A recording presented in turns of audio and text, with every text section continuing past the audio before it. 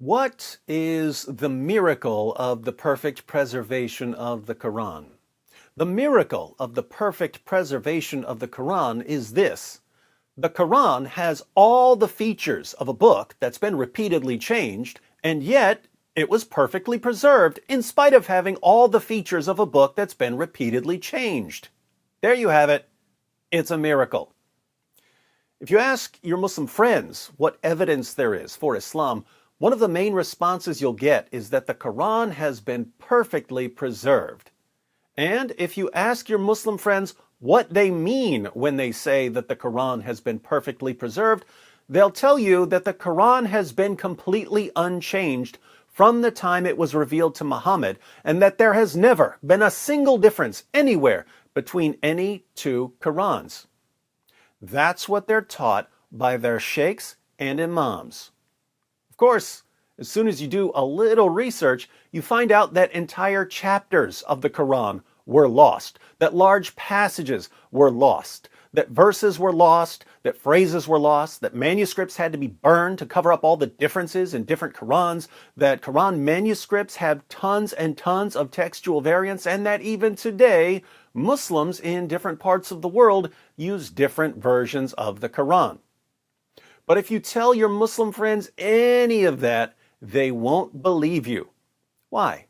Well, you're contradicting their sheikhs and imams. Who knows more about Islam, you or their sheikhs and imams?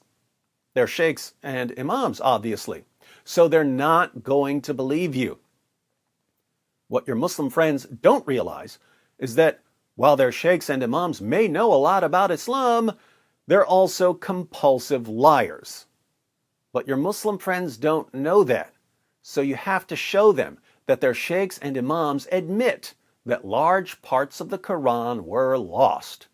Let's see what the Muslim scholars at Islam Q&A say about more than 200 verses being lost from Surah 33 of the Quran.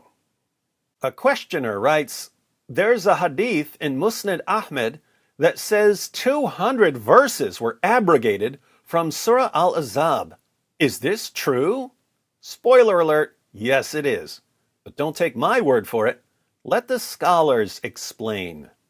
Firstly, it was narrated by Abdullah, the son of Imam Ahmed, in Zawaid al-Musnad, Abdur Razak in al-Musannaf, Ibn Hibban in his Sahih, Al-Hakim in al-Mustadrak, Al-Bayhaqi in as-Sunan, Ibn Hazm in al-Muhalla, via Asim ibn Badala, from Zur, who said, "Ubay ibn Ka'b said to me, 'How long is Surat Al-Ahzab when you read it? Or how many verses do you think it is?' I said to him, 73 verses. He said, 'Only? There was a time when it was as long as Surat Al-Baqarah, and we read in it, the old man and the old woman, if they commit zina, then stone them both, a punishment from Allah, and Allah is Almighty, most wise.'" Wow, so Surah 33, which has 73 verses in today's Quran, was originally as long as Surah 2, which has 286 verses in today's Quran. So Surah 33 used to be one of the longest, if not the longest, surah in the Quran. But since more than 200 verses were lost, it's now one of the medium-length surahs. Muslims of the world, did your sheikhs and imams tell you about this before they convinced you that the Quran has been perfectly preserved right down to the letter? Of course they didn't. You only hear about these things from us. In fact, I guarantee that the Muslim who sent the question to Islam Q&A only heard about this issue from a Christian or an atheist. Why are Christians and atheists the only people who tell you about the real history of the Quran? But maybe this source is weak. Let's see. Ibn Hazm, may Allah have mercy on him, said, "This is a clearly Sahih Isnad." Oops. "As clear as the sun." Double oops. "In which there is no fault." Triple oops. End quote. Ibn Kathir, may Allah have mercy on him, said, "This is a Hasan Isnad. This implies that there were more verses in it then the wording and ruling were both abrogated, and Allah knows best. End quote from Tafsir ibn Kathir. There is a corroborating report that was narrated by Abdullah ibn Ahmed in Zawaid al-Musnid. Wahab ibn Baqiya told me, Khalid ibn Abdullah at-Tahan informed me, from Yazid ibn Abi Ziyad, from Zur ibn Hubaysh, from Ubay ibn Ka'b, who said, how many verses do you recite in Surah Al-Ahzab? He said, 70-odd verses. He said, we recited it with the Messenger of Allah, blessings and peace of Allah be upon him, like Al-Baqarah, or more than that, and verily the verse of stoning was in it. Oh my goodness, this one says that Surah 33 may have been even longer than Surah 2, even though it's massively shorter in today's Quran. Yazid ibn Abi Ziyad is da'if, weak, but there is nothing wrong with the hadith as there is corroborating evidence for it. So the scholars don't trust Yazid, but since there's corroborating evidence for it, they trust the hadith. This indicates that Surah Al-Ahzab was a lengthy surah like Surah Al-Baqarah, but most of it was abrogated. When scholars read about hundreds of Quran verses being lost from a single chapter, what do they conclude? That the Quran hasn't been perfectly preserved? No, they conclude that Allah abrogated all those verses that are in His eternal Quran and that He revealed to Muhammad, but that were for some reason forgotten shortly after they were revealed. Allah revealed them just to abrogate them by having people forget them. Starting to see a problem with the Islamic definition of perfect preservation? In the answer to question number 105,746, my goodness, these guys stay busy, we stated that abrogation in the case of the Quran is of three types: abrogation of both the verses and the ruling, abrogation of the ruling but not the verses, and abrogation of the verses but not the ruling.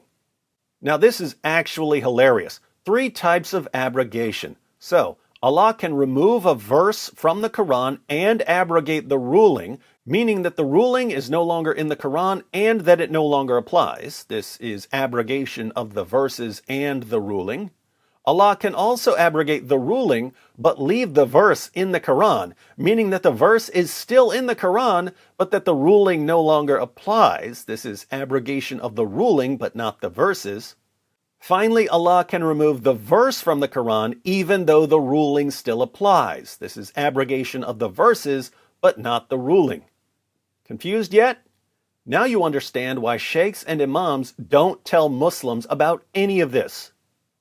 With regard to the abrogation that took place in Surah Al-Ahzab of this large number of verses, some of it comes under the heading of abrogation of the verses but not the ruling, as in the case of the verse on stoning, and some of it comes under the heading of abrogation of both the verses and the ruling, as stated above in the words quoted from Ibn Kathir. Az-Zarqani, may Allah have mercy on him, said, with regard to abrogation of the verses but not the ruling, the fact that this occurred is indicated by the Sahih report from Umar ibn al-Khattab and Ubay ibn Ka'b, according to which they said, among the words of Quran that were revealed were the words, the old man and the old woman, if they commit zina, then stone them both. You know that this verse no longer exists between the covers of the Mus'haf or on the lips of the reciters, although the rulings remain in effect and have not been abrogated. The fact that this occurred is also indicated by the Sahih report from Ubay ibn Ka'b, according to which he said, Surah Al-Ahzab was equivalent in length to Surah Al-Baqarah, or longer. End quote. For more information, please see blah blah blah. So that should give you a glimpse of what Muslim scholars mean when they say that the Quran has been perfectly preserved. When your Muslim friends tell you that the Quran has been perfectly preserved, they mean that the Quran has never been changed in any way. But that view is complete nonsense. Your Muslim friends just have no clue what they're talking about. When Muslim scholars tell you that the Quran has been perfectly preserved, they mean that the Quran has all the features of a book that was changed repeatedly, but that they came up with silly explanations for all of the different kinds of changes. But notice, you could do this with any book. You could take any book in history, and no matter how many times it was changed, you could come up with an explanation for why it was changed, and then claim that all of the changes are consistent with your definition of perfect preservation. To all the sheikhs and imams who are watching, let me say, if your method of defending the perfect preservation of the Quran could be used to defend the perfect preservation of any book ever, you probably need a new method. It